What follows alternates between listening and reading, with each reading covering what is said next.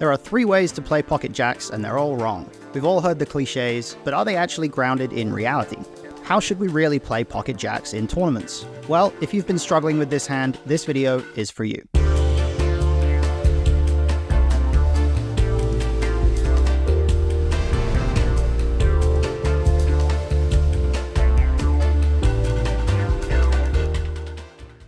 Hi Wizards, I'm Matt Hunt, and today we're going to be taking a slightly different approach to using the GTO Wizard solution archive.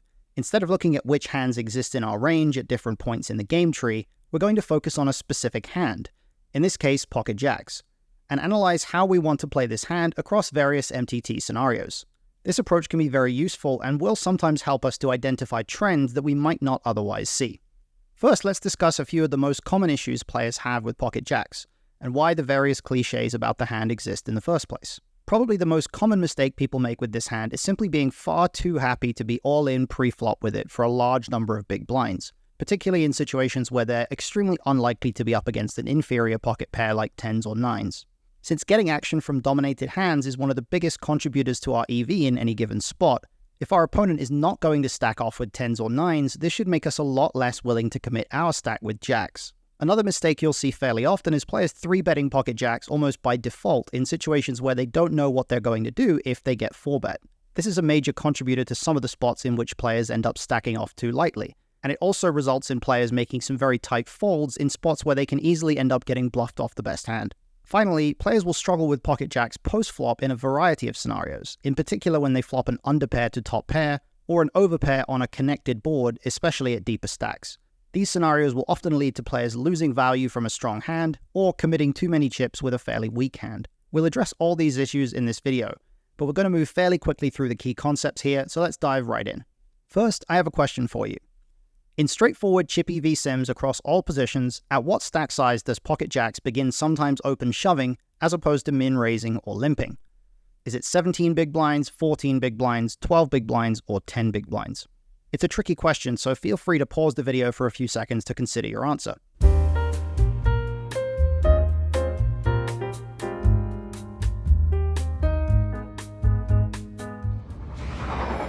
Alright, well the correct answer here is actually 10 big blinds, which is a lot shallower than you might expect. Let's explore why this might be the case. This graphic right here that I've put together shows the RFI strategy for pocket jacks specifically across all positions at stack sizes 20 big blinds and under, with limping being allowed. As you can see, there's quite a clear trend here. At 17 big blinds and above, pocket jacks is favoring a raise, with a little bit of limping coming in as we get into later positions. However, as our stack gets shallower, we start to default more towards limping with jacks for the purpose of trapping and protecting our limping range. We'll also be limping queens, kings, and aces for the same reasons, especially in the later positions when we actually do quite a lot of limping at shallow stacks in chip EV sims. Once we get down to 10 big blinds, that's where the open shoving starts to come in. But even then, we're playing a pure limp from the button and small blind, and we're mixing limps and jams from the earlier positions.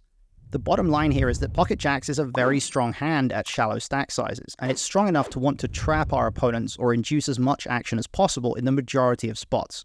Only once we get shallow enough that our shove is going to get called fairly often, do we start to have an incentive to open jam with a hand as strong as pocket jacks. Now, when stacks are deeper, things get a little simpler. We're not going to have any limps or open jams, so there's no need for us to even look at our RFI strategy at greater than 20 big blind stacks. We're just always raising pocket jacks in every spot. So let's focus on what happens when we're facing a raise. Let's also add some ICM to the equation, since pure chip EV ranges are only useful up to a point. These graphics show us our strategy for pocket jacks facing a raise at the very beginning of a tournament, known as ICM 100 in shorthand, and with 75% of the field remaining, known as ICM 75. With 200 big blinds and 80 big blind effective stacks respectively. The graphics show the position of the raiser displayed vertically, with hero's position displayed horizontally. As you can see here, there's a significant amount of calling happening. In fact, pocket jacks is only becoming a pure 3-bet once we reach the small blind versus cutoff and small blind versus button formations in the ICM 75 sim. At 200 big blinds on the first hand of a tournament, there's actually no scenario where pocket jacks is a pure 3-bet. This speaks directly to one of the leaks I mentioned earlier, where players are far too happy to prioritize getting value from jacks by 3-betting at deep stacks, even when they're going to be in a tough spot versus a 4-bet. If we progress further through an event and look at a 50 big blind ICM 50 and a 30 big blind ICM 25 scenario, we can see a very different trend. Pocket jacks is a lot more happy to 3-bet at 50 big blinds, especially when the open comes from the cutoff or later. while it becomes almost a pure 3-bet in every spot once we hit 30 big blinds, with the slight exception of defending the big blind versus early position.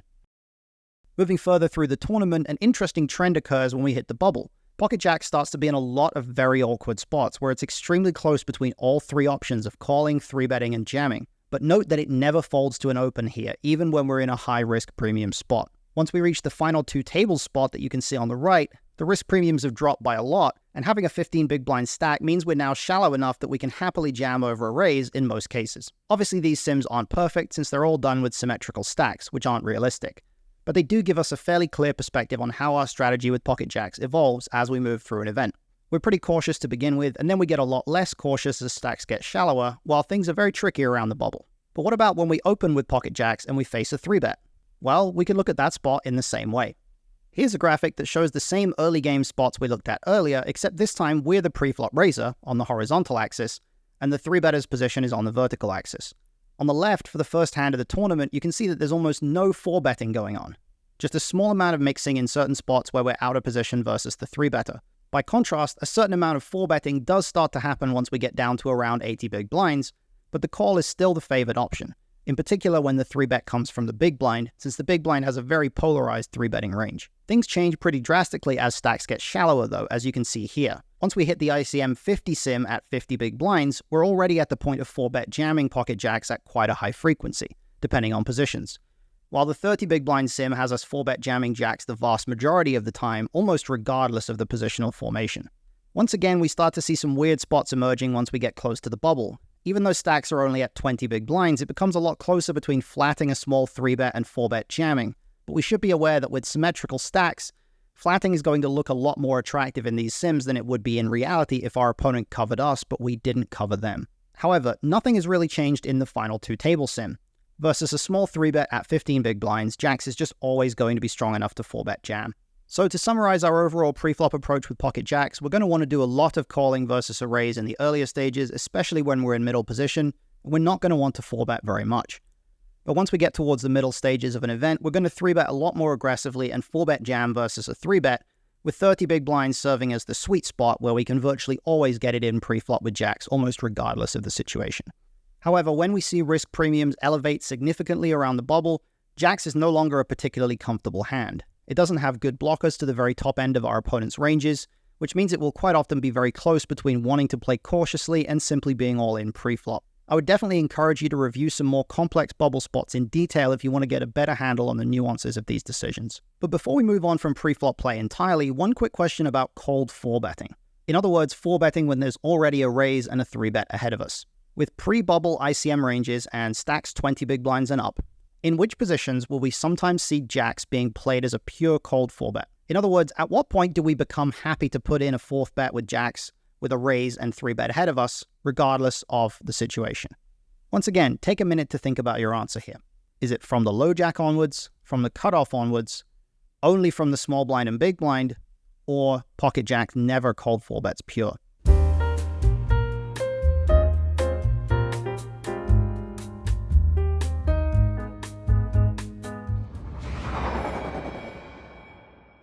If you answered only the small blind and big blind, you are correct. In fact, it's actually mostly from the big blind, as you can see here. In ICM sims, the fact that unlike ace-king or ace-queen, pocket jacks doesn't have any blockers to aces, kings, or queens means that it rarely cold 4-bets pure. It's usually mixing between 4-betting or folding, or sometimes purely folding. In chip EV, it'll be a pure 4-bet even from the low jack once we get shallower.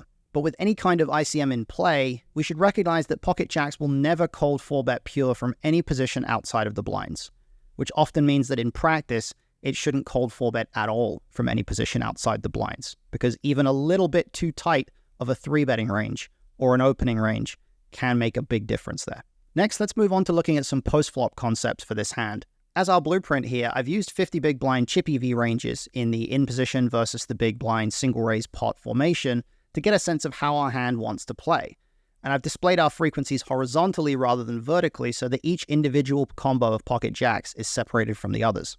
First, let's take a look at some flops with only one overcard. For the purposes of this investigation, I've thrown out any boards which are close to a range bet, since we know that if we're betting our entire range, we're obviously going to bet pocket jacks. There aren't a ton of trends here that are immediately obvious, but there is one. We can see that pocket jacks is a lot more likely to bet the flop on these boards when we're opening from later position. This is a product of our range being wider, and our opponent's defending range being wider as a result. It's easier to value bet second pair against a wide range than it is against a tight range. It's also a product of our bet sizing being smaller, which allows jacks to bet more comfortably. So as a whole, we can see that these 1-over card boards are fairly favorable for pocket jacks to bet overall, but more so when we're in a later position.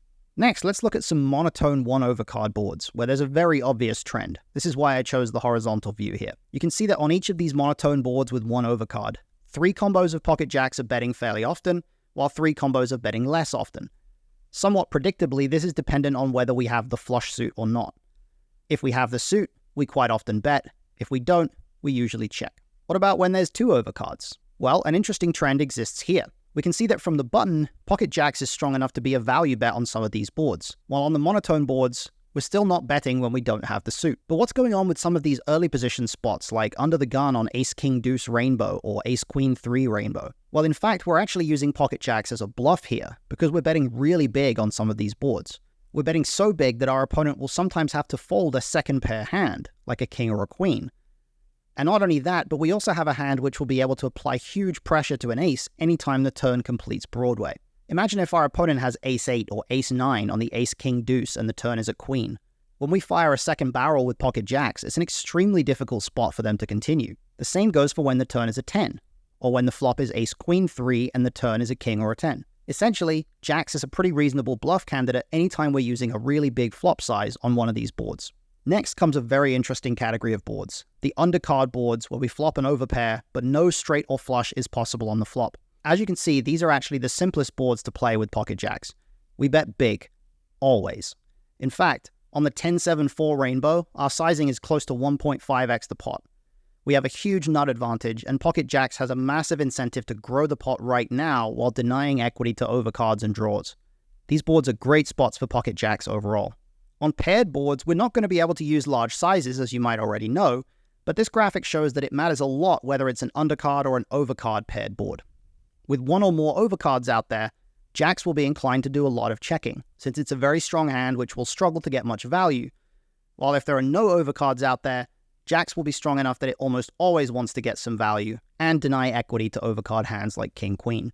What about if the board is all undercards, but it's highly connected? Well, these are tricky spots, but as this graphic shows, jacks is actually a very high-frequency bet on most of these boards, especially when it has its own outs to a straight, such as on the 10-9-8 board. It's still a very strong hand after all, and it's very vulnerable on later streets. We'll be in just as many tough spots by checking as we will by betting. The one slight exception here where jacks is checking a little more often is when the flop brings 3 to a wheel, since continuing versus a check raise on those boards is perhaps a little bit more difficult to navigate. Finally, let's look at what happens when we actually flop big. In other words, a set or full house. While this graphic is a little harder to interpret because half the pocket jacks combos are blanked out, you can still see that we're almost always betting. In fact, the only spot here where we really start checking and slow playing a bit more is when we flop top full house. Even when we flop quads on an ace-high board, we have a pretty big incentive to bet, since we just need to get value from our hand. Flopping top full house blocks our opponent's top pair hands though, and there are very few draws, so it's a little harder to get value on that jack 7-7 board. So to summarize our post-flop approach, on overcard boards, we're usually going to be deciding between a small bet and a check, while if the board is monotone, having the flush suit makes us want to bet more often. When we're using a big size on a double overcard board like ace-king-x, ace-queen-x, or king-queen-x, we can consider pocket jacks to be a decent bluffing candidate, particularly in early position spots where large sizings on these boards will occur fairly often. On the disconnected undercard boards, we're almost always going to be firing out a big bet. These are great spots for pocket jacks to get money into the pot. If the board has some connectivity, we're still likely to bet, but maybe not for an overbet size. Lastly, when we do flop very strong, we're not often going to slow play by checking back. It's only really when we block our opponent's top pair hands on a fairly static board texture. Otherwise, we're going to default to trying to get value from our hand, which is perhaps slightly different to how we might play our flop sets of aces or kings in certain spots on ace or king high boards. That's going to be it for this video, our quick guide to how to play pocket jacks in tournaments. Hopefully this has given you some insight that will help you avoid some of the most common pitfalls of this hand in future. Thanks for watching, best of luck at the tables, and I'll see you next time.